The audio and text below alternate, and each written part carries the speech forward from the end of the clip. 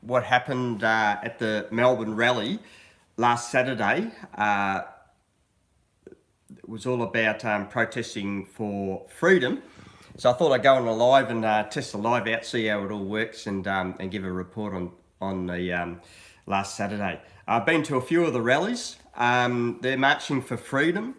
When Melbourne was in a very big lockdown, where you couldn't go more than 5 kilometres from your house, there was rallies then, but then the police were behaving different, and we went to them as well, and the police were shooting rubber bullets and things like that to people that got too close to them and things like that. So we saw all that and was running in and out around all that, so that was quite an experience. We ended up at the shrine and things like that.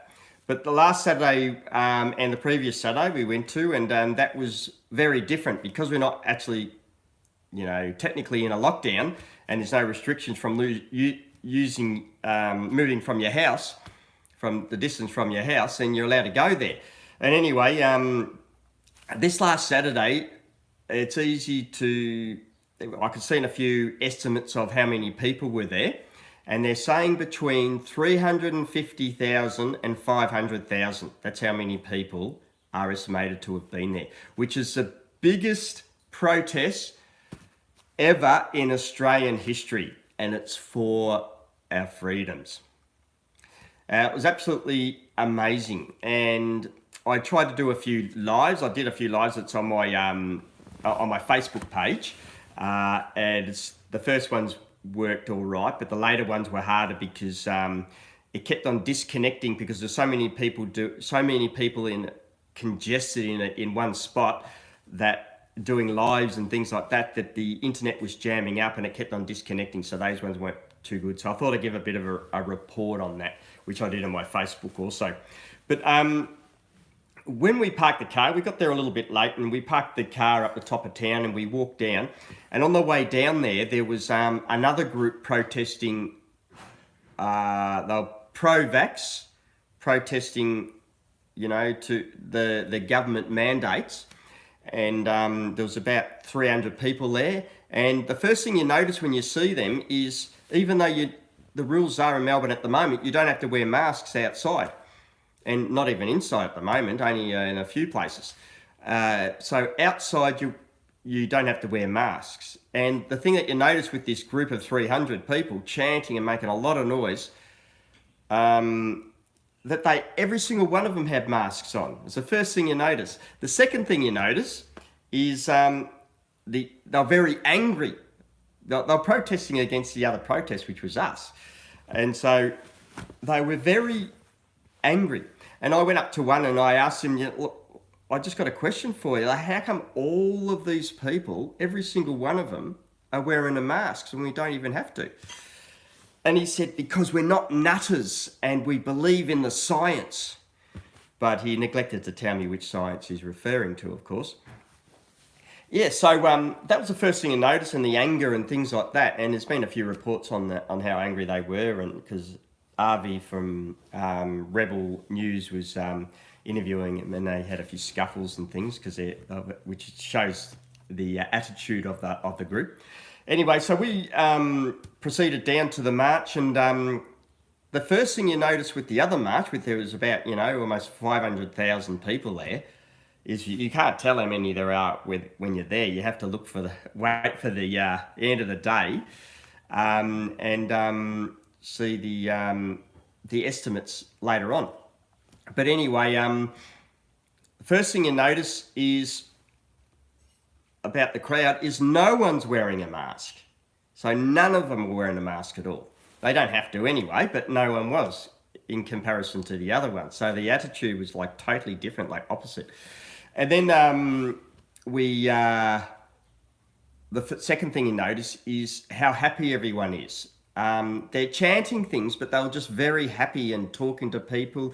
Because it's been going for a while now, people are meeting people and they're bumping into them again the next rally and the next rally. And then other people that have never attended before start attending, so the crowd gets bigger and bigger each time. So everyone was very happy. All sorts of banners. And another thing you notice is the a lot of the group are religious and are God believing, so they're holding up scriptures, they're holding up you know, scriptures quoted out of the Bible and things like that. And there was even a guy dressed up as Moses, and I spoke to him for a bit. It's on my Facebook as one of the lives. And I sort of was saying a few things to him, and he was holding up his plaque, and I've got his stick there and dressed up with a white beard and everything. Moses set my people free on a plaque he's holding. And so that was he was also at the last match. So there's a lot of biblical like themes in the group of people. So that's something you notice. You don't notice that in the other group. They're like they're probably mostly atheists, hence their anger and things like that. But this group was pretty good, and people are very, very diverse from all different backgrounds. We've met people and started fellowshipping with them now that they believe in God and sort of look into the plan of God and a lot of things. So you meet new friends and things like that. So it was quite amazing. Old people, very old people, old grandpas and grandmas, and there's a lady I interviewed that was in a wheelchair that she's upset because the kids can't even go to swimming lessons now, and they can't go to the library unless they're vaxxed and things like that. So they're protesting all these mandates and are against all that. And if you look at my Facebook on the live, you'll see me talking about that and see the people. So what else was happening? Reflecting back, they had speakers at the when we eventually got to the Flagstaff Gardens, which the whole grass area was just a sea of people, tens and tens of thousands of people. And there was a number of speakers there. I couldn't hear it properly or see it properly because we were so far back in the crowd from where the speakers were. So I couldn't really say what they were saying, sort of repeat what they're saying. But, it was all pro-freedom and it's fantastic. So I just want to encourage anyone else, if you're in Melbourne, if you're able to, get along next Saturday. It's on again, and there'll probably be even more people. So it will probably, you never know, it might go close to 1 million people protesting. So I think the government is really on the back foot now. I think the people are really rising up everywhere around the world. There was hundreds of thousands in Sydney, I've heard, and tens of thousands in Brisbane and all cities all around Australia. So people are really rising up. They just had enough because with the narrative, they just keep going. They keep going and going and going. And then people eventually going, they give them the benefit of the doubt for a while, but then there becomes a limit to how much they can give them the benefit of the doubt for. So they just say, well, that's enough. He just keeps going. Now he's trying to get this, Dan Andrews I'm talking about, trying to get a permanent pandemic bill in, so he can just got all the power and can just call this sort of government behaviour at any time, justifying there's a pandemic. I mean, you can see the behaviour of what they're doing with just these temporary ones. Imagine what they're going to do with a permanent one.